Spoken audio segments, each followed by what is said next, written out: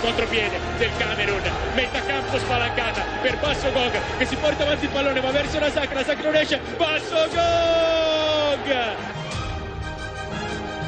Formidable gol de Camerún, aquí está la Copa de África. El centro de Benjamin, gol, ha sido él, Vincent Aboubakar. Contropiede del Camerun, mette a campo spalancata per Basso Gog che si porta avanti il pallone, va verso la Sacra non esce, Basso Gog! Formidable gol de Camerún, aquí está la Copa de África. El centro de Benjamin, gol, ha sido él, Vincent Aboubakar. Contropiede del Camerun, mette a campo spalancata per Basso Gog che si porta avanti il pallone, va verso la Sacra non esce, Basso Gog!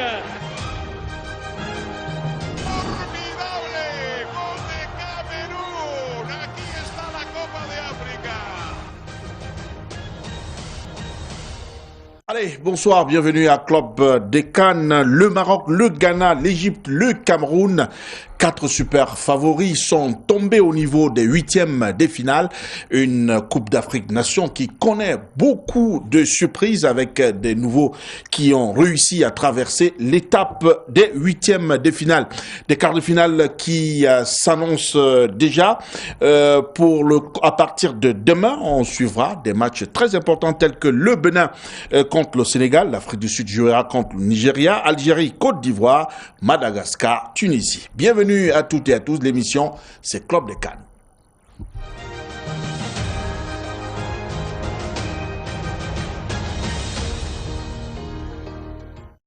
Aujourd'hui est journée de repos. Nous allons en profiter pour essayer de faire le bilan, une espèce de bilan à mi-parcours rendu au niveau de quart de finale de cette Coupe d'Afrique Nation.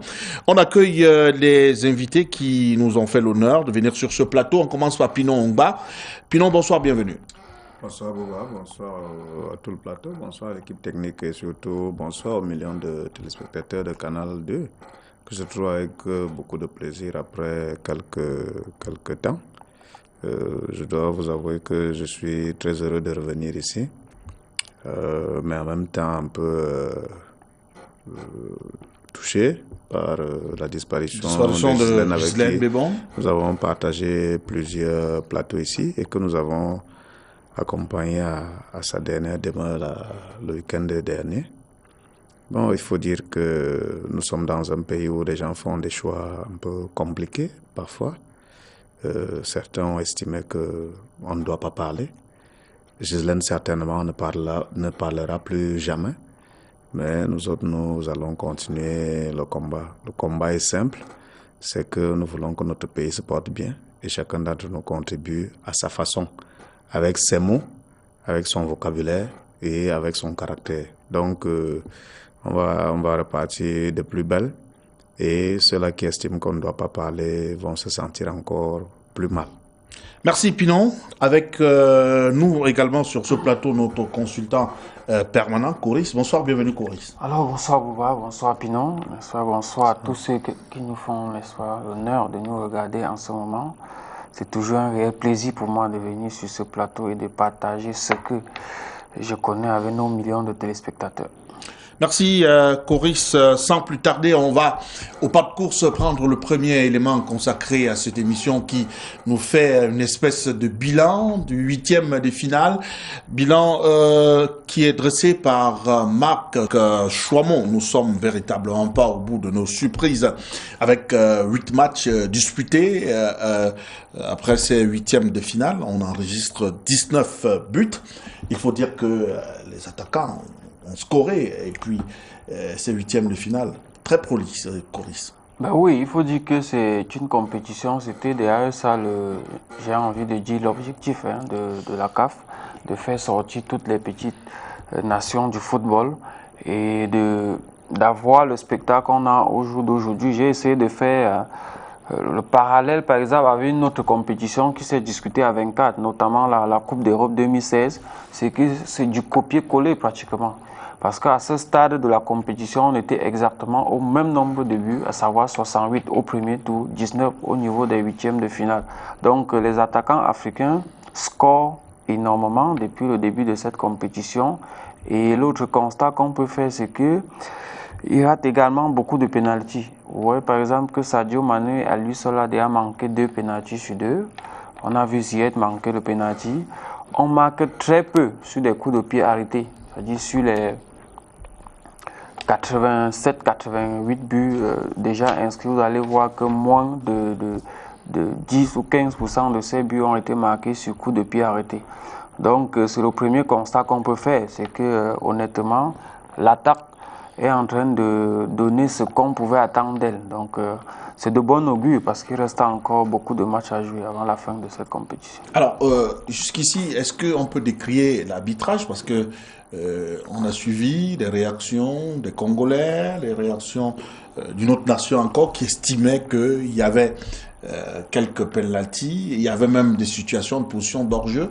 Est-ce qu'à ce niveau, quand on sait qu'au niveau des quarts de finale, la VAR va rentrer en jeu, est-ce qu'il n'était pas judicieux de mettre cela même en début de cette compétition? Bon, on peut toujours se demander pourquoi est-ce que la compétition ne s'est pas jouée avec les mêmes règles du début à la fin. Mais toujours est-il que on a gardé l'esprit de l'ancien arbitrage qui voudrait que ce soit l'arbitre le maître du terrain et que tout se passe en temps réel. Alors quand c'est en temps réel, vous comprenez que l'action que nous revoyons au ralenti, l'arbitre n'a pas le temps de voir le ralenti. Donc il y a effectivement eu quelques erreurs qui ont pu coûter, comment je peux dire ça, qui ont pu coûter un but par là, qui ont fait qu'il n'y ait pas un penalty ici, ainsi de suite.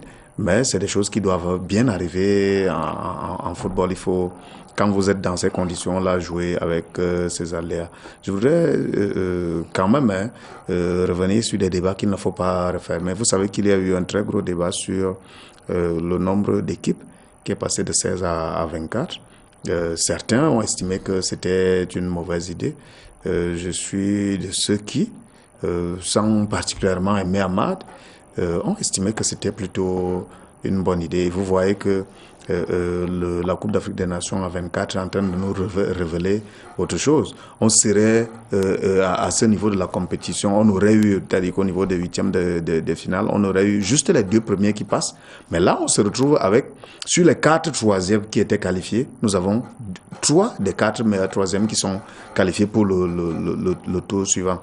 Donc moi, je crois que c'est quelque chose qui nous permet d'avoir un autre type d'équipe qui puisse aller le plus loin possible. Non seulement se faire voir au niveau de la plus grande compétition du continent, mais aussi espérer, selon cette qualification de 3 clubs dans certaines poules, espérer avoir un peu plus de visibilité et avoir des équipes vraiment pas attendu au départ qu'ils fassent un bon chemin dans cette compétition. Là maintenant, c'est un autre esprit qu'il faut avoir dans la gestion de la compétition qui est la Coupe d'Afrique des Nations. Vous avez vu que certaines équipes qui ont fait le carton plein pendant la phase de poule n'ont pas pu aller plus loin. Donc toutes ces choses-là, c'est des choses avec lesquelles on doit s'habituer et je crois que les entraîneurs, les techniciens qui vont continuer de prendre part à cette compétition en tiendront compte. Alors Coris, quand on regarde un peu les affiches de ces huitièmes de finale, le Maroc qui se fait battre par le Bénin, le Ghana par la Tunisie, le Cameroun par le Nigeria et ensuite le pays organisateur, l'Égypte, qui est aussi sorti. Pour vous, ce sont les grands favoris qui ont été surpris ou alors c'est un nivellement vers le bas de cette compétition? Ah ben, vous savez, on le disait tout à l'heure, l'objectif de la CAN à 24, c'était de mettre en lumière certaines nations du football africain qu'on ne connaissait pas. Bon, je veux dire qu'on ne connaissait pas sur le plan footballistique, évidemment. C'est le cas aujourd'hui des équipes comme Madagascar, c'est le cas aujourd'hui des équipes comme le Bénin, qui avaient déjà fait 3 participations, mais n'avaient jamais eu la chance d'accéder au second tour. Donc, c'est une surprise. D'une part, c'est normal. Lorsque le Bénin élimine le Maroc, qui a fait carton plein, Pinon le disait tout à l'heure, avec 3 victoires en 3 matchs au premier tour, c'est une grosse surprise.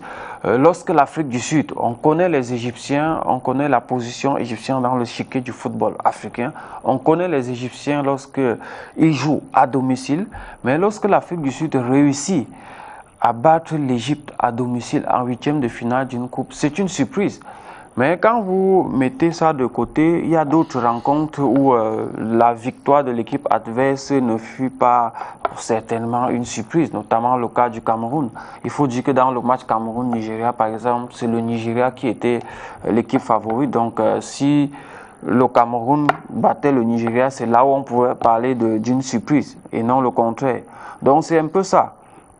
Et ça montre aussi que le football africain est en train d'évoluer ou a beaucoup évolué parce que au jour d'aujourd'hui, dans les années antérieures, les années, je sais pas, 95 en montant 2000, l'ordre hiérarchique était toujours respecté dans tout match de football en Afrique. Je veux dire, lorsqu'il y avait une rencontre Cameroun-Zimbabwe par exemple, on savait automatiquement le Cameroun devait l'emporter. Lorsqu'il y avait une rencontre Maroc, je vais dire quoi, Burundi, de façon automatique, on savait que le Maroc devait l'emporter. Mais aujourd'hui, vous voyez que ce n'est plus le cas. Une équipe comme le Burundi est en mesure de poser des problèmes au Nigeria. Une équipe comme le Bénin est en mesure de poser des problèmes au Maroc. Une équipe comme l'Afrique du Sud, même si dans les années 87, 98 jusqu'à 2000 était une très grande équipe, est aujourd'hui en mesure d'éliminer l'Égypte en 8e de finale de la Coupe d'Afrique. Donc voilà un peu la configuration actuelle du football africain et honnêtement, ce n'est pas une mauvaise chose. Je vous disais tout à l'heure que je fais le parallèle avec une compétition comme la Coupe d'Europe qui s'est également jouée à 24. Vous allez voir que de ce côté-là, on a retrouvé des pays comme l'Islande. L'Islande qui se qualifiait là pour la première fois également est arrivée en quart de finale. C'est la France qui a éliminé l'Islande. On a retrouvé un pays comme le pays de Galles. Qui est arrivé là pour la deuxième fois, qui est arrivé quand même jusqu'en demi-finale de l'Euro. Donc c'est un peu ça le charme, s'il faut dire comme ça, de ces compétitions-là 24. Alors peut-être avant de prendre le prochain élément, un mot sur les recalés des 8e. Vous avez été surpris par certaines nations qui n'ont pas pu traverser ce cap? Forcément, on ne peut pas.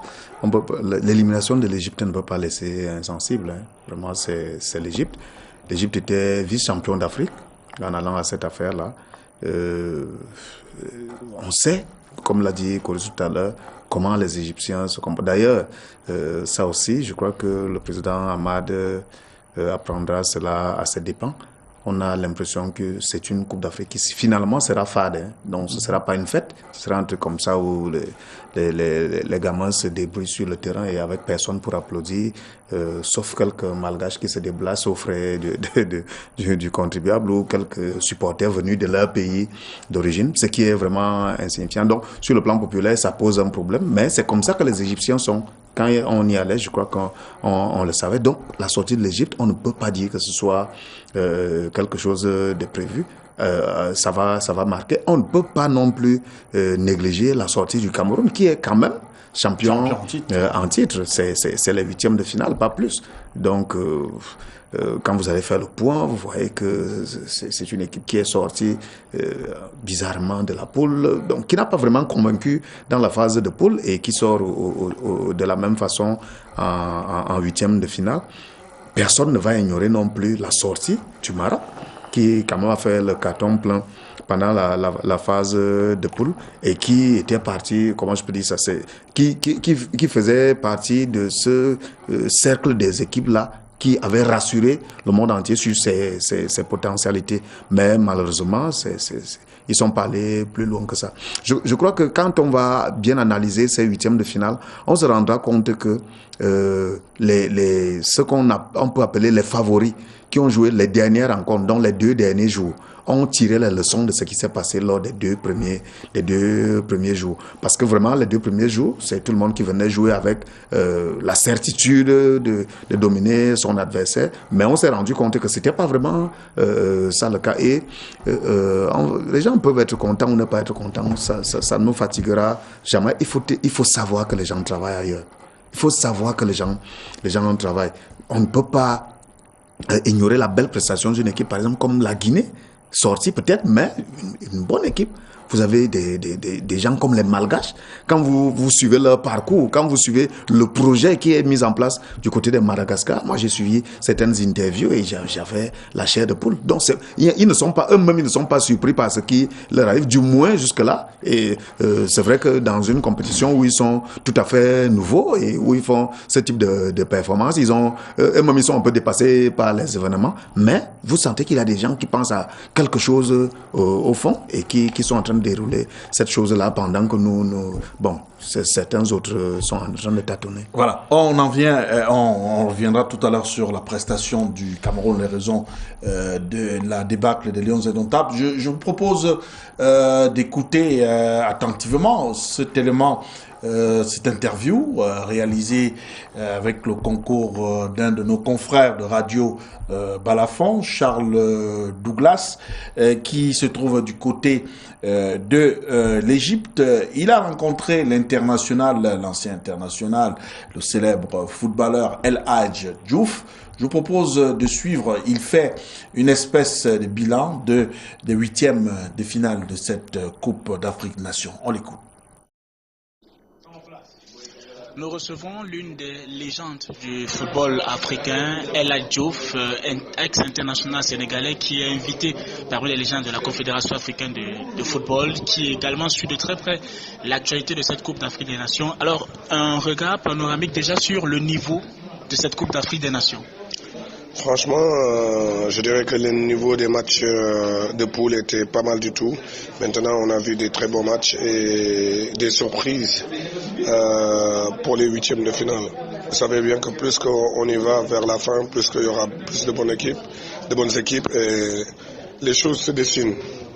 Je crois que je peux être très satisfait de la qualité. On voit des buts par rapport à il y a 2 ans. On voit des buts, on voit des passes décisives, on voit des gestes techniques. Franchement, il est meilleur que la Coupe d'Afrique passée. Votre avis sur ces favoris qui ont déçu le Maroc, l'Égypte, le Cameroun? Ils ont déçu parce qu'il leur manque quelque chose, mais je crois qu'aujourd'hui, il faut se dire la vérité. La déception d'abord, que je commence pour les champions d'Afrique, les Camerounais. C'est anormal aujourd'hui que le Cameroun s'arrête à ce stage de cette compétition. Aujourd'hui, il y avait une fautif et il faut voir ce qui est le fautif. Parce que vous ne pouvez pas avoir des bons joueurs qui jouent tous dans les meilleurs championnats et avoir une bonne organisation en parlant de la fédération. Et aujourd'hui, parler aussi du coaching. Parce que avec c'est Sidoff le responsable? Non, je dis pas que c'est Sidoff, mais c'est Sidoff le principal responsable parce que c'est l'entraîneur et son staff, l'entraîneur d'abord, le responsable. Parce que d'abord c'est à lui de prendre. Cameroun, vous êtes combien d'habitants? On lui dit de prendre 23 joueurs. Sur les 23, de mettre les 11. Donc c'est à lui de prendre les meilleurs. Et aujourd'hui, il l'a pas fait. Et aujourd'hui, si vous êtes éliminé, c'est lui le propre responsable. Maintenant, il faut se dire la vérité et avancer. Il y avait un duel dans cette Coupe d'Afrique des Nations, Sadio Mané et Mohamed Salah. On voit le résultat des 2 équipes. Avantage à Sadio? Avantage à Sadio depuis le début de saison. Cette année, Sadio il est meilleur footballistiquement parlant. Maintenant, on parle d'une Coupe d'Afrique. Et il ne faut pas oublier Mahrez qui est en train de faire une très bonne Coupe d'Afrique. Les frères Ayo, pareil. Je dirais que vous savez bien que ce que j'ai à dire aux joueurs, c'est que Modric, s'il n'y avait pas de Coupe du Monde, il ne serait jamais Ballon d'Or. Donc c'est important pour les autres aussi de montrer que c'est la Coupe d'Afrique. On a envie de la gagner et j'espère que Sadio Mané il va suivre comme sa saison et gagner la Coupe d'Afrique. Les différents événements ont redessiné la carte de la Coupe d'Afrique des Nations pour vous. Qui est le nouveau grandissime favori? L'Algérie, ce qu'ils sont en train de montrer, personne ne l'a pas encore montré. Une équipe sérieuse, joueuse et une équipe qui vit en groupe. Ça se voit que c'est une bande de copains amenés par une très grande légende de leur football qui est leur frère.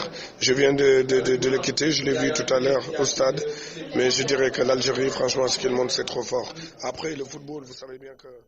Voilà, merci à Charles Douglas Demba, notre confrère de Radio Balafon qui se trouve du côté de l'Égypte au Caire. Alors, Coris, sans embâche, El Hadjouf a touché là où ça fait mal. Pour lui, le principal responsable, c'est bien sûr Clarence Seedorf. Est-ce que dans les propos de El Hadjouf, quand il dit que vous ne pouvez pas avoir les meilleurs joueurs et vous êtes champion en titre, mais vous n'arrivez pas à franchir les huitièmes de finale, est-ce qu'il y a un problème de casting qui ne se pose pas là? Eh bien, il faut dire que plusieurs personnes peuvent intervenir dans l'échec d'une équipe de football. Mais quoi que l'on dise, comme El Hadjouf était en train de le dire, le principal responsable, le responsable en chef reste l'entraîneur. Ça reste l'entraîneur, pourquoi? Parce que c'est l'entraîneur qui fait le casting, c'est l'entraîneur qui prépare l'équipe sur le plan technique, tactique, stratégique, et c'est l'entraîneur qui classe les joueurs au stade. Donc c'est normal que si vous perdez un match, vous serez le principal responsable. Mais il faut dire qu'en ce qui concerne la débâcle de l'équipe nationale du Cameroun, il y a au minimum 4 ou 5 facteurs. On parle du facteur casting. Nous n'avons pas fait le meilleur casting possible. Ça, c'est un fait. Je veux dire même, hormis les joueurs qui ont refusé de venir en sélection, Matip, Nkolo, Témézé et bien d'autres, même le reste, on n'a pas fait un bon casting. Deuxième facteur, il y a eu la préparation. Nous avons fait une très mauvaise préparation. Je vous le dis et je mets quiconque au défi. Nulle part au monde, une équipe a fait 3 continents avant de discuter une compétition et en plus en 2 semaines et demie. Vous l'avez dit avant le début de la compétition. Et je vous avais dit, vous allez voir que pendant les matchs du Cameroun, généralement vers la 70e minute, les gars marchent pratiquement à genoux parce qu'ils sont cuits. Ils sont cuits parce qu'ils ont fait une très mauvaise préparation. Maintenant, quand j'ai cité les 2 facteurs, troisième facteur, c'est l'environnement.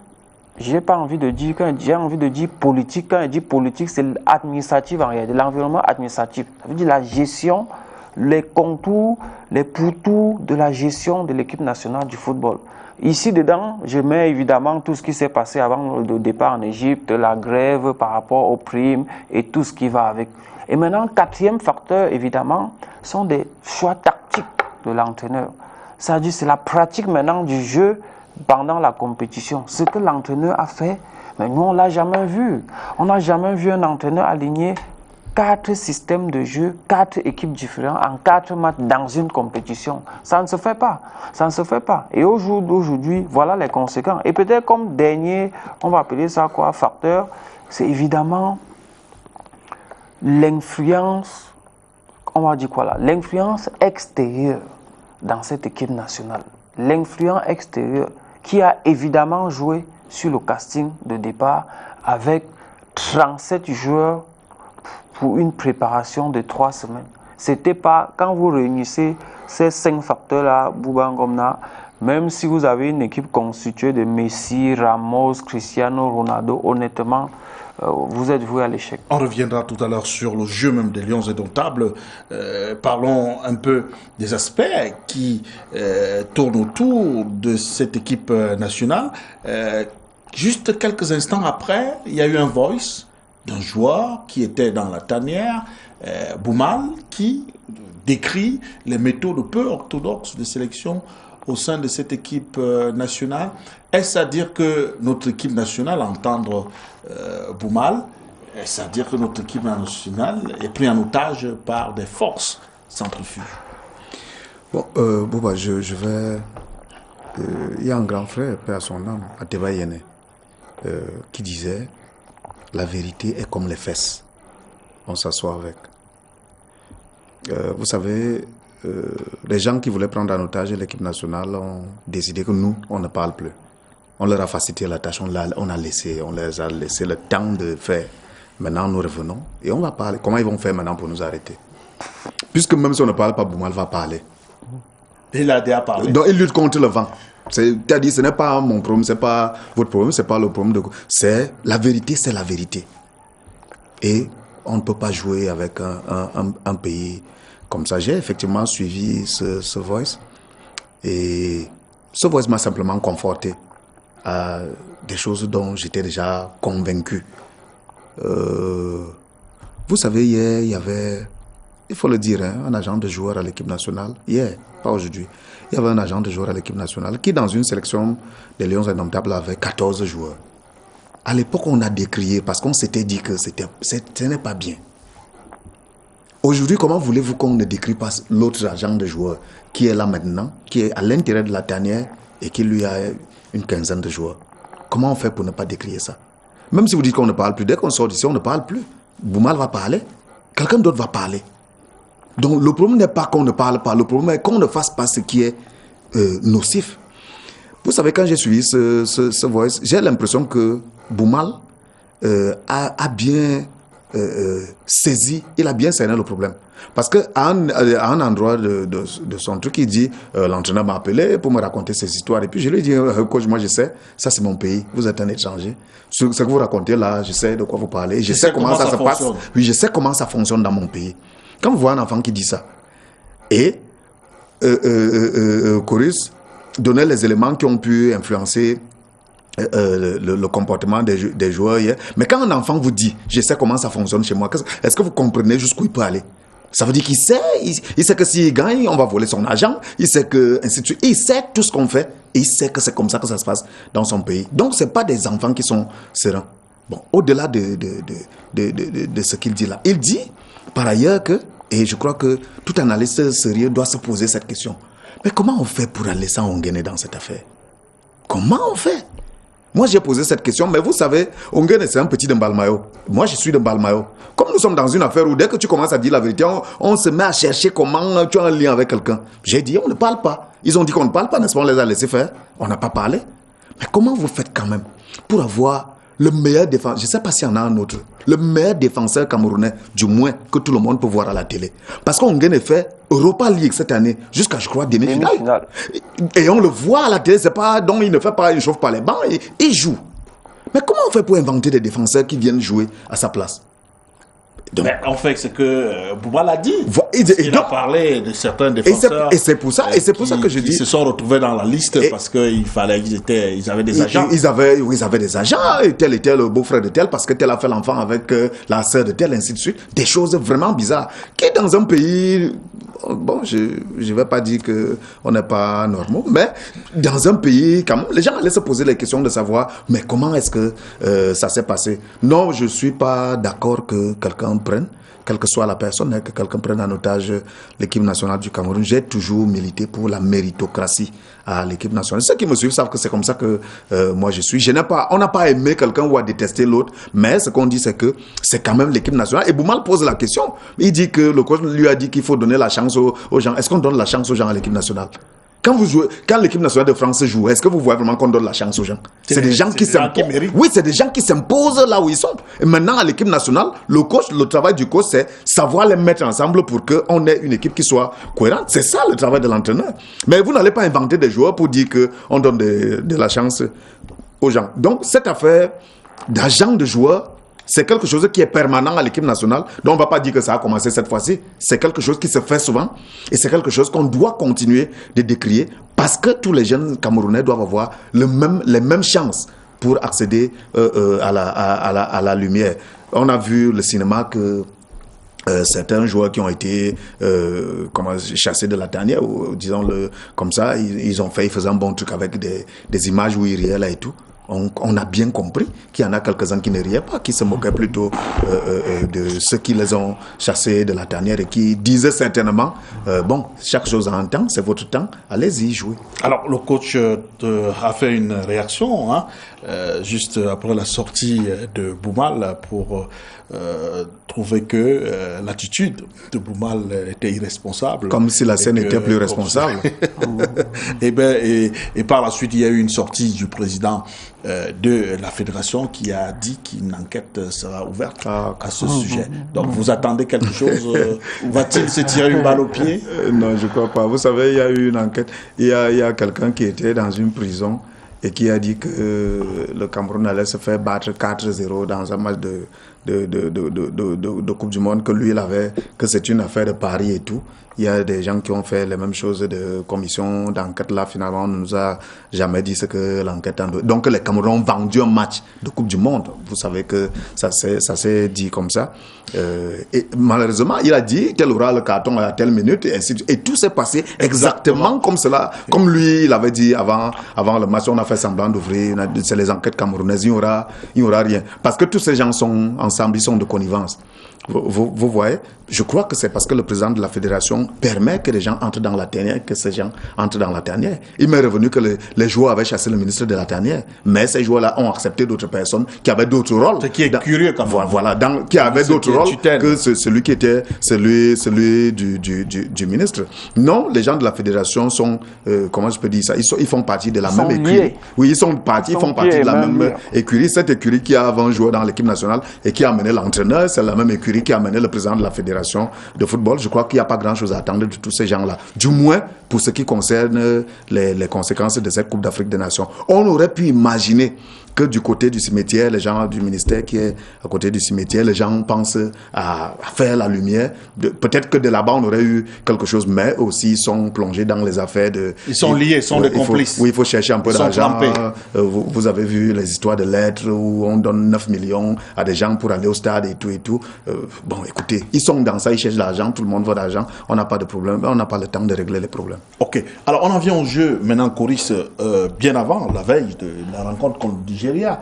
Vous avez parlé comme un entraîneur, Ighalo, qui a souvent besoin de beaucoup d'espace pour marquer des buts. Et on s'est rendu compte que nos défenseurs centraux jouaient pratiquement sur la même ligne. Et le coach a donné des consignes à Ighalo. Ighalo, par 2 fois, a été l'homme de la situation qui a mis le Cameroun en... Ça, c'est une autre faiblesse du staff technique du Cameroun. Et quand je pense que dans ce staff composé de 23 joueurs, c'est-à-dire ils sont au même nombre que l'équipe du Cameroun, il y a un monsieur chargé de visionner les matchs des adversaires du Cameroun. Et que Ighalo ait fait un doublé face au Cameroun, je dis honnêtement... Les mêmes erreurs. Ils sont faibles. Moi, je vous ai dit sur ce plateau, Boubangomna, que Odion Ighalo, ce n'est pas un joueur, il n'a pas besoin de 4 occasions pour mettre 2 buts. Ighalo n'a pas besoin d'un espace ou d'un écart de 2 mètres pour marquer un but. Qu'il fallait marquer ce joueur à la culotte. Et je vais vous montrer comment on marque un joueur à la culotte. Vous allez voir que dès que Baoken a marqué un but, les Nigérians ont senti que c'était Baoken leur adversaire numéro 1. C'est pour ça que vous allez voir qu'à chaque fois, les gars ressortaient avec Baoken. Soit ils poussaient Baoken à la faute, soit ils commettaient des fautes, mais des fautes à 35 à 40 mètres de leur surface.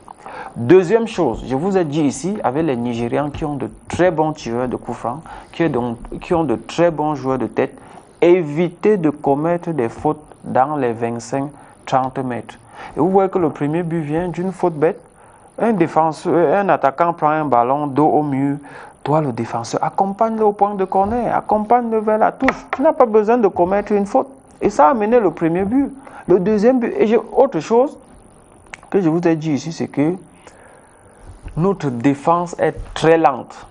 Elle est lourde et lente. Regardez Banana, cette paire-là est lourde et lente. À chaque fois que nous avons en face de nous une attaque qui va extrêmement vite, ces gars ont des problèmes. La preuve, vous allez voir que les Nigérians ont déposé cette défense au moins sur 5 actions. C'est-à-dire 1-2 passes, les gars étaient fixes. Ighalo se retrouvait seul. Il aurait pu marquer 4, il aurait pu marquer 5 buts dans ce match. Nul n'était parfois les arrêts, n'est-ce pas, d'Onana. Donc vous comprenez, Il y avait ces problèmes-là. Et moi, je crois qu'on aurait pu s'asseoir, regarder le match Cameroun-Nigeria à Uyo. Regardez comment Igalo joue depuis le début de cette compétition. Comprendre que c'est un attaquant où il ne faut pas laisser 1 mètre de plus avant de chercher à le barrer. Le bloquer au maximum. Troisième chose dans ce match, je vous avais dit, tout devait se faire au milieu de terrain. Il fallait densifier le milieu de terrain du Cameroun. Parce que le football moderne aujourd'hui, vous gagnez la bataille du milieu de terrain, vous procédez, n'est-ce pas, par les côtés, les centres en retrait, vous gagnez un match. Mais comme toujours, je ne sais pas pourquoi, c'est dans ce match qu'on a pensé qu'on pouvait jouer en 4-3-3 et laisser le milieu de terrain aux Nigérians. Même s'ils étaient seulement 3 au milieu de terrain, sont des gars plus actifs, plus rapides que nous. Irobi joue milieu de terrain en même temps. Vous ne pouvez pas savoir si Irobi est un milieu de terrain récupérateur ou bien c'est un milieu de terrain offensif. Donc ce sont des gars qui mixent les jeux, je vous disais. Ils varient les jeux. Ils sont en mesure de jouer regroupés, procéder en compte. Ils sont en mesure de jouer avec des petits ballons. Ils sont en mesure de jouer avec les longs ballons. Et je crois que si vous avez suivi l'entraîneur du Nigeria, par exemple, à la fin du match, il vous a dit ceci. À la première mi-temps, on s'est rendu compte qu'on perdait légèrement la bataille du milieu de terrain. Donc, à la deuxième mi-temps, nous avons renforcé le milieu de terrain. Nous avons, pour renforcer également l'attaque, fait entrer un deuxième joueur qui nous a beaucoup apporté. Voilà un entraîneur qui fait l'analyse de son match et le résultat est ce que nous avons eu. Alors, Pino Ongba, quand on essaie un peu de voir le coaching même, durant cette compétition de Clarence Seedorf, on peut s'interroger sur les méthodes. Zambo Anguissa, pour ne prendre que son exemple, sacré consécutivement homme du match dans 2 sorties, curieusement est sorti par le coach. Mandiaki parfois n'était pas au top de sa forme, a livré son plus beau match avec l'équipe nationale, est sorti, et une fois sorti, patatras pour l'équipe du Cameroun. Est-ce à dire que Seedorf ne maîtrise pas son effectif, ne connaît pas ses joueurs? Je ne sais même pas ce que je peux vous dire. Ce gars-là est bizarre. Ce n'est pas seulement en Coupe d'Afrique des Nations qu'il a fait. Vous savez qu'on a fait une phase éliminatoire. Et ceux qui veulent donner souvent des raisons, on dit, pendant qu'on lui disait, nous on estimait que cette phase-là aurait dû lui permettre d'avoir une certaine ossature, une certaine équipe autour de laquelle il va greffer quelques éléments. C'est quelqu'un qui recommence toujours l'équipe. C'est-à-dire que depuis qu'il est là, c'est comme ça qu'il fonctionne. Moi, je me disais qu'en Coupe d'Afrique des Nations, il aurait un comportement différent. D'ailleurs, j'ai quelque part sur un autre plateau pour essayer de comprendre pourquoi il changeait toujours l'équipe pendant la phase de qualification. J'ai essayé d'analyser pour trouver quand même une raison. Mais il s'est trouvé qu'il m'a démenti d'entrée de jeu dans ce match parce qu'effectivement, comme vous le dites, Zambo Anguissa a été apparu pendant cette Coupe d'Afrique des Nations comme le milieu de terrain sur lequel l'équipe du Cameroun devait être bâtie. Mais d'entrée de jeu ce jour-là, il ne joue pas.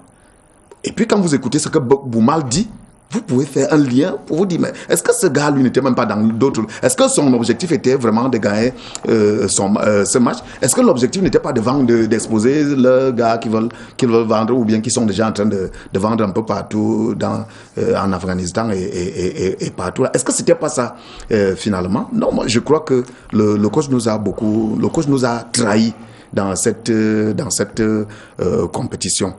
Lors du deuxième match, il joue avec 2 défenseurs centraux. Moi, je crois avec 3 défenseurs centraux. Je me dis que quand il le fait, c'est pour préparer quelque chose en vue d'une rencontre où on aurait des attaquants qui soient véloces à l'axe de la défense, mais rien. Vous avez vu dans cette rencontre-là, entre la 60e et la 90e minute, les Nigérians se sont retrouvés devant Onana. Au moins 7 fois, je dis entre la 60e et la 90e minute. Mais comment on fait pour avoir une équipe qui fait le même type de faute 7 fois en moins de 20 minutes? Comment vous faites pour vous en sortir? Donc, finalement, on va chercher si c'est Onana qui n'était pas bon. Les gens, ceux qui n'aiment pas Onana sortent et ils disent on vous a dit qu'Onana n'est pas bon. Ceux qui n'aiment pas l'autre, ainsi de suite. Mais nous autres, on se dit que c'est l'entraîneur qui devait procéder au réglage qui permettent à l'équipe d'adresser l'adversité. Et il y a une autre chose que vous allez bien observer dans cette rencontre, c'est que moi j'ai eu l'impression qu'on a eu deux équipes des Lions Indomptables.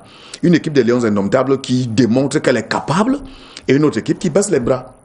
Maintenant, vous allez questionner, quand vous réécoutez Boumal, vous pouvez vous poser d'autres types de questions. Est-ce que ces gars n'ont pas voulu, à un moment, dire que, écoutez, nous ne sommes pas des bras cassés comme les gens l'ont dit. Vous savez qu'on leur aurait dit au Qatar qu'ils n'ont qu'à ne pas voir que les cadets, que les U17 jouent mieux qu'eux. Est-ce que ce n'est pas une équipe qui a voulu dire non, on n'est pas comme vous dites? Et puis après, qui a dit, bon, comme vous dites que vous êtes les plus forts, voyons donc comment vous êtes forts. Donc ça fait tellement de questions qui se posent autour de cette équipe, entre le comportement de l'entraîneur qui n'a pas d'équipe, après bientôt un an quand même. 11 mois. Comment il fait pour ne pas avoir une équipe type depuis 11 mois? Comment il fait pour que le joueur qui émerge le plus dans son équipe, à savoir Zambo Anguissa, qui, comme vous l'avez dit tout à l'heure, a été homme du match 2 fois d'affilée dans cette même Coupe d'Afrique du Nord. Comment il fait pour bâtir son équipe en dehors de Zambo Anguissa? Ça veut peut-être dire que le regard que lui pose sur ses joueurs est différent de celui que le monde entier pose sur ces joueurs-là. Donc, il y a tellement de questions qu'on va se poser qu'on ne sait finalement pas quelles sont les réponses. Et lui, il doit répondre. Au lieu de répondre, apparemment, le type serait parti. Il n'est même pas venu rendre compte à ceux qui prétendent l'employer. Il a sa vie, il a ses choses à faire. Et voilà donc un type qui nous coûte 64 millions, qui à peine... il n'a même pas le temps de nous consacrer un mois.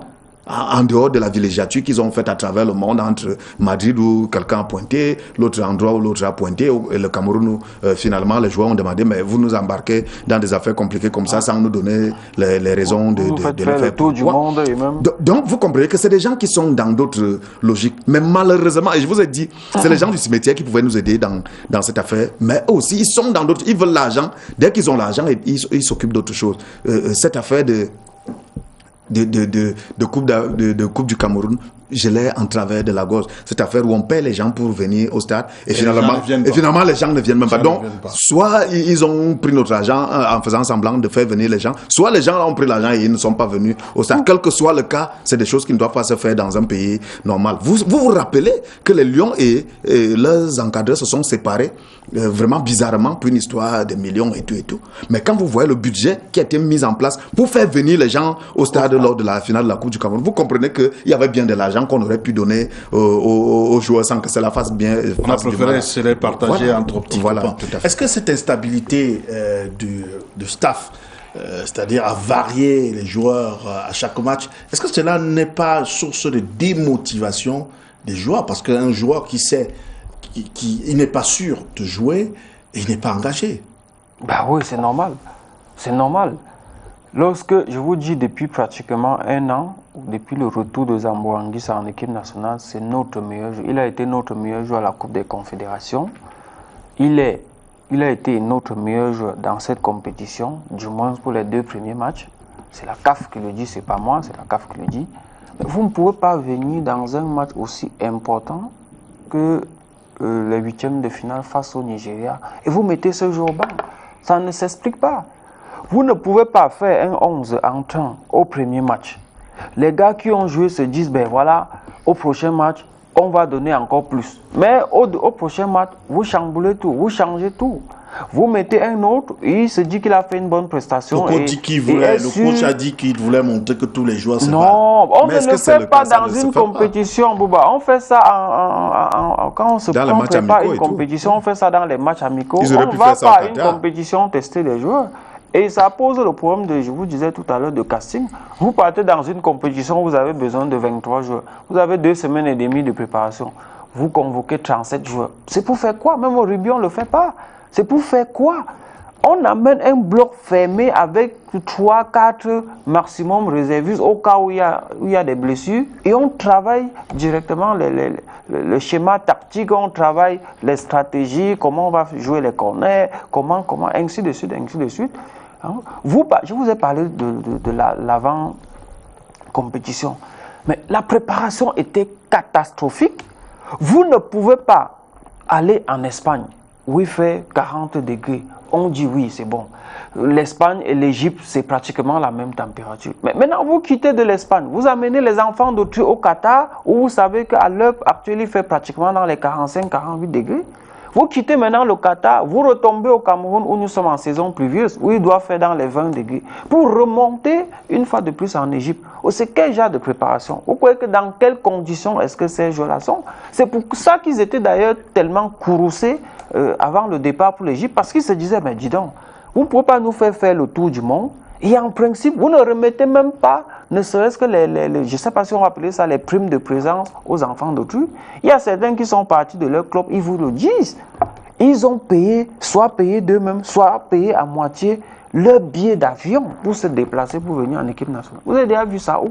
Et vous croyez qu'avec tout ça mélangé, il devait être dans quelles conditions pour discuter une compétition comme celle-ci? En attendant que la régie nous envoie une respiration publicitaire, peut-être cette question qui concerne toujours l'environnement des Lions Indomptables, est-ce qu'on peut dire que avoir la délégation pléthorique qui s'est déportée du côté de l'Égypte, on parle du staff de 52 personnes au total, mais maintenant les accompagnateurs, ils étaient 70 aux frais du contribuable et aux frais de la Fédération camerounaise de football.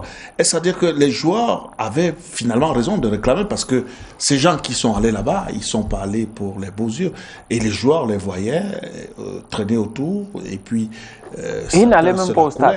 C'est ce qui est même choquant là-dessus. Bon, vous savez, pour nous autres, les combats sont permanents. Parce qu'on ne mène pas des combats personnels. C'est-à-dire que qu'on donne l'argent aux joueurs, qu'on ne leur donne pas, moi, je ne ressens rien dedans. Tout ce que... donc quand je me mets sur à vouloir comprendre, quand j'essaie de comprendre ce qui se passe, c'est pour ça que je ne vais pas changer. Vous savez qu'en 2014, nous avons fait de très gros combats. Et le but du combat, c'était quoi? Qu'on respecte les joueurs. Et je ne sais pas pour quelle personne ne m'a jamais expliqué pourquoi on pense que je dois changer de combat. Peut-être parce que les acteurs ont changé. Moi, je ne change pas ce type de combat. Il faut respecter les joueurs. Et je crois que dans la lettre des joueurs, ou dans des interviews, ils ont dit qu'ils ont l'impression qu'on ne les respecte pas. Je crois qu'on l'a dit dans une interview, qu'ils ont l'impression qu'on ne les respecte pas. Ils ont laissé passer en 2017. Voilà. On a refait encore. On veut recommencer la même chose. Le président de la République dit... On ne respecte pas les joueurs, mais en même temps, je me demande si on respecte... On ne respecte pas les institutions. Personne ne respecte plus rien dans cette affaire. Le président de la République dit, vous devez donner le montant des primes 3 mois à l'avance. Et les gars disent, mais on est en train de prendre l'avion, vous nous emmenez même où? Vous avez dit quoi? Qu'est-ce qu'on a dit il y a 3 mois? Est-ce que vous auriez dû nous dire il y a 3 mois? Dites-nous même maintenant. Et les gars ne disaient rien. Et puis on se met à envoyer des roublards à la télé, à la radio pour les insulter. Quand vous êtes dans cet environnement-là, et puis maintenant vous ajoutez, vous vous rappelez de Hugo Bross. Moi je n'oublie pas ce qui est bon. Hein. Ce jour-là, il a dégamé pour certains, mais moi je crois qu'il n'a fait que dire la vérité. Il a dit que ces joueurs n'ont pas mangé parce que les gens investisseurs ont mangé la nourriture des joueurs. Donc c'est pas des choses nouvelles, cette histoire de gens qui sont nombreux dans la délégation et qui mènent une vie princière au détriment des joueurs. Donc moi je crois que les joueurs seraient bien solidaires quand il y a austérité, mais ne peuvent pas être solidaires quand ils voient qu'on dépense de l'argent pour des choses qui n'ont pas de raison d'être. Il faut bien qu'on comprenne la logique qu'il y a dans cette affaire. Et je crois que c'est une affaire qui n'est pas terminée. C'est une affaire qui... En fait, je vous ai dit, les gens du cimetière, apparemment, ils ont appris qu'il y aurait un gouvernement qui se prépare. Donc chacun veut vite prendre ce qu'il y a là et il rentre. Oh, il n'y a pas de gouvernement. Qui reste tranquille. Parce qu'il y aura bien le moment de faire le point de tout ce qui est en train de se passer là. Nous avons raté la Coupe d'Afrique des Nations en termes d'organisation. Maintenant, nous sommes en train de rater la participation. Et je crois qu'il y a quelqu'un quand même qui doit poser la question de savoir qu'est-ce qui ne va pas finalement. Ailleurs, on tire les conséquences des échecs. C'est le cas à la Fédération marocaine de football avec Hervé Renard et la Fédération égyptienne de football. Au Cameroun, c'est silence radio. Vous savez... Patient Dabani avait dit qu'il est né avant la honte, mais je crois que beaucoup au Cameroun sont nés avant la honte, vous comprenez. Il a dit c'est très compliqué. Le mot, on a parfois l'impression que le mot tirer les conséquences, démissionner, n'est-ce pas, ces mots ont disparu du dictionnaire des Camerounais. Ben, effectivement, ailleurs, au soir, pas plus tard qu'au soir de la débâcle de l'Égypte, non seulement le président a démissionné, mais également tout le staff technique de l'équipe nationale a été démis. Au Maroc aujourd'hui, on s'est séparé de l'entraîneur Hervé Renard qui avait pourtant encore 1 an de contrat. Donc vous comprenez que tout de suite, on a tiré des leçons de la débâcle et on a pris des mesures qui s'imposent. Et vous allez voir que ces nations-là vont se relancer de si belles. C'est pas comme ici, c'est la même chose en Algérie. Quand il y a eu la débâcle au Gabon en 2000, aussitôt l'Algérie s'est séparée de son entraîneur. Ils ont trouvé un nouveau, même si avec le nouveau ça n'a pas marché. Ils ont recontacté Belmadi qui est là aujourd'hui et qui fait de très bonnes choses. Même si l'Algérie rentrait demain en quart de finale, je crois que la prestation algérienne est une très bonne prestation. Elle reste à admirer et c'est une équipe qui, dans les jours à venir, va certainement nous donner d'autres bonnes choses. Donc, honnêtement, il est temps que si ces responsables fédéraux ne veulent pas eux-mêmes tirer des leçons de ce qui s'est passé et comprendre qu'on a fait une très mauvaise prestation, ça n'honore pas le Cameroun, qui est champion quand même d'Afrique en titre, rentré en 8e de finale. Mais c'est au niveau maintenant de l'État de prendre ses responsabilités, parce que quoi que l'on dise, nous sommes dans un État, c'est l'État qui régule tout. C'est à l'État donc de prendre des responsabilités et prendre des mesures, les mesures qui s'imposent. Parce qu'honnêtement, on ne peut pas aller à une compétition comme celle-ci avec tout ce qu'il y a autour. On rentre en 8e de finale, des joueurs qui grèvent avant de partir, des joueurs qui font en déclaration comme celle de Boumal. Et on croit qu'on va rester là tranquillement, les gars vont revenir ici. Vous parlez tout à l'heure d'une délégation qui accompagne. Moi, je n'ai pas vu ces gars au stade. Et c'est ça qui est en réalité choquant. Parce qu'il faut comprendre. Ils sont allés faire des courses. C'est ça qui est choquant. Parce qu'il faut dire que le football aujourd'hui, en plus des 11 joueurs sur le stade, le 12e joueur qui est le public est très important. Ça, vous voyez une équipe comme Madagascar, il y avait plein de gens à la tribune qui.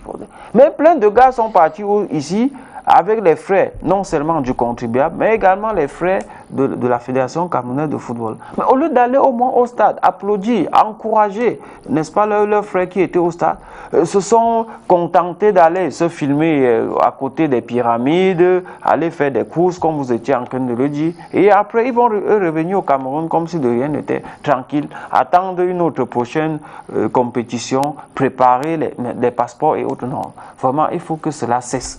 Comme Pinon le disait tout à l'heure, nous le décrions depuis des années et nous allons continuer à le décrier jusqu'à ce qu'un jour la raison, n'est-ce pas, revient à ses gens. Le dessus. Vraiment, hein, en un mot, c'est peut-être une question de culture. Vous voyez, je crois que dans ce pays, on doit apprendre à évaluer. Donc, comme vous avez gagné au Gabon par hasard, vous évaluez. C'est-à-dire, vous vous dites, pourquoi on a gagné?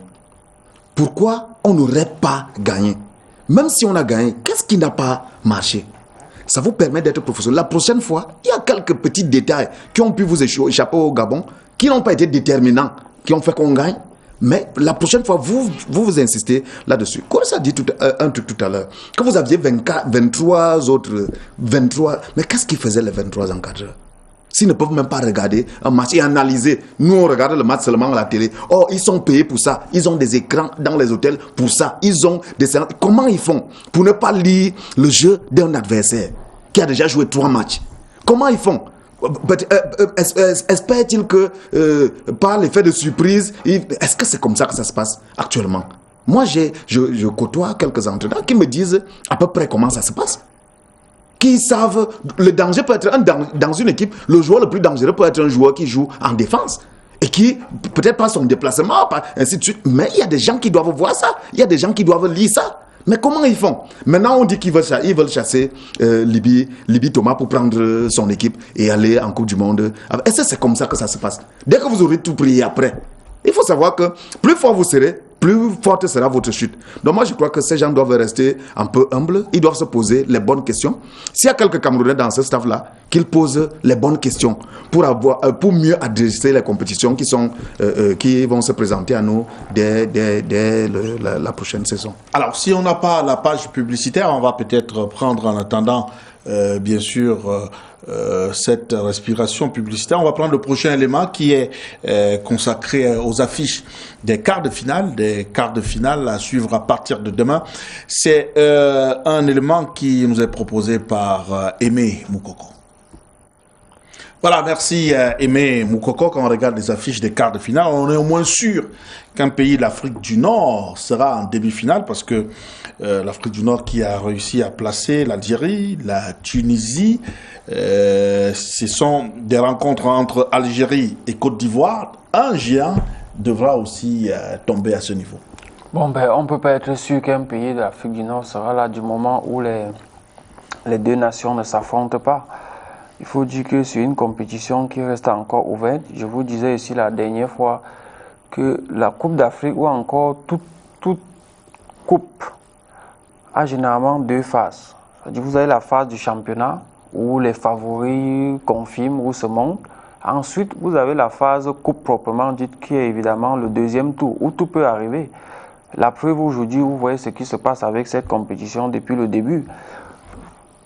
J'avais pris un exemple sur le match Cameroun-Bénin où je vous disais tantôt qu'un match comme celui-ci, si nous étions en 8e ou en quart de finale, le Bénin pourrait éliminer le Cameroun. Parce qu'il suffisait que ces gars jouent comme ça jusqu'à la 90e minute et pendant les prolongations trouvent un but marque ou encore attendre les tirs au but et faire ce qu'ils ont fait par exemple au Maroc. Donc tout peut arriver. Maintenant le match Algérie-Maroc, Algérie-Côte d'Ivoire, c'est un choc. C'est un choc au regard du parcours, n'est-ce pas, de ces deux équipes. Il faut quand même dire que la Côte d'Ivoire est championne d'Afrique en 2015. Et on a une équipe algérienne qui cherche encore un second titre depuis le titre obtenu en 1990 à domicile. Mais s'il faut analyser le jeu de ces deux pays-là dans la compétition, il faut dire que jusqu'ici, honnêtement, la Côte d'Ivoire n'a pas montré grand-chose. La Côte d'Ivoire l'a emporté il y a 2 jours sur le Mali. J'ai envie de dire par expérience, parce que c'est un match où le Mali a dominé de bout en bout, du début jusqu'à la fin, avec près de 60% de possession de balles, 4 tirs cadrés sur 11 ou 17 tentatives. Mais pour finir, l'expérience, l'efficacité du côté ivoirien a payé avec ce but de Zaha à la 76e minute. Par contre, vous avez de l'autre côté l'une des rares équipes, n'est-ce pas, favorites de cette compétition qui a confirmé ce qu'on attendait d'elle. Parce qu'il faut dire que l'Algérie était bel et bien favorite dans cette compétition-là. Et jusqu'ici, l'Algérie n'a pas déçu. C'est 4 matchs, 9 buts, 0 encaissé. Donc jusqu'ici, un clean sheet pour Boli, le gardien de ce côté-là. Et si cette équipe continue sur cette lancée-là, logiquement, elle devra, sans beaucoup d'efforts, battre l'équipe de Côte d'Ivoire. Alors, Pinon, est-ce qu'on s'achemine vers un carré d'as où on pourra retrouver le Sénégal, le Nigeria, qui est aussi habitué de cette compétition, l'Algérie, et peut-être un outsider tel que Madagascar? Bon, mais ce que moi je peux dire en regardant les affiches de quart de finale, c'est que les gens travaillent. Ailleurs, les gens sont sérieux. Donc, quand on dit que quelqu'un est sélectionneur national, il n'a pas le sac au dos. Il fait son travail. Et les équipes expérimentées peuvent, de mon point de vue, plus facilement tirer leur épingle du jeu à ce niveau-ci. Parce que nous ne sommes plus au niveau de la grosse ambiance, de l'enthousiasme ou même de la surprise. Les gens ont analysé les matchs de ces équipes qui sont nouvelles, de la première journée jusqu'au 8e de finale. Ont analysé les forces de ces équipes et certainement les faiblesses. Et c'est là où l'expérience va donc jouer pour savoir à quel moment porter le coup fatal à l'adversaire. C'est en cela que je pense effectivement que ceux qui sont des habitués, à savoir le Nigeria, le Sénégal notamment, de mon point de vue, pourraient passer, peut-être avec quelques difficultés, mais à l'usure, c'est des gens qui peuvent finalement tirer leur épingle du jeu. Maintenant, la grosse énigme, c'est le match Algérie-Côte d'Ivoire, comme le disait Coris tout à l'heure. Tout peut se passer dans ce match. On a une équipe de Côte d'Ivoire qui n'a pas été étincelante depuis le début de la compétition, mais qui peut se réveiller en mettant l'Algérie en difficulté. Je crois que l'Algérie, c'est surtout une attaque qui va très vite, des joueurs qui sont très mobiles. Un entraîneur normal bâtit donc sa stratégie sur comment contrer ces attaquants, aspirer l'Algérie et certainement jouer sur un contre ou deux quand vous avez des attaquants qui savent quoi faire du ballon, contrairement à nous autres qui avions toutes les difficultés du monde à nous retrouver. Donc moi je crois que nous avons là de belles affiches. Toutes les équipes qui sont qualifiées pour les quarts de finale n'ont pas volé leur qualification. Donc la compétition sera tout aussi belle. Je crois que c'est Diouf qui le disait tout à l'heure, c'est vraiment des matchs de foot. Et dans un match de foot, quels que soient les atouts d'une équipe, on ne sait pas sur un détail, tout peut se passer. Alors Coris, on prend rendez-vous jeudi prochain pour une autre édition de Club CAN. Ok, donc rendez-vous pour analyser évidemment les 4 matchs qui seront déjà joués. Et je crois qu'au soir de jeudi, on saura déjà, on aura une idée du carré d'âge de cette compétition, de cette première CAN à 24 équipes. Merci d'être venu, Pinon. Merci, Bouba. Je crois qu'on ne va pas me retirer de nouveau la parole. Non, pas du tout. Nous sommes arrivés au terme de ce programme à suivre demain. Bénin, Sénégal, Afrique du Sud, Nigeria. Et puis jeudi, 2 matchs également. Algérie, Côte d'Ivoire, Madagascar, Tunisie. Nous, on reviendra ici jeudi pour une autre édition de Club de CAN. Mais demain, vous retrouverez une autre équipe qui viendra, bien sûr, décrypter les 2 rencontres au programme. D'ici à là, bien le bonsoir.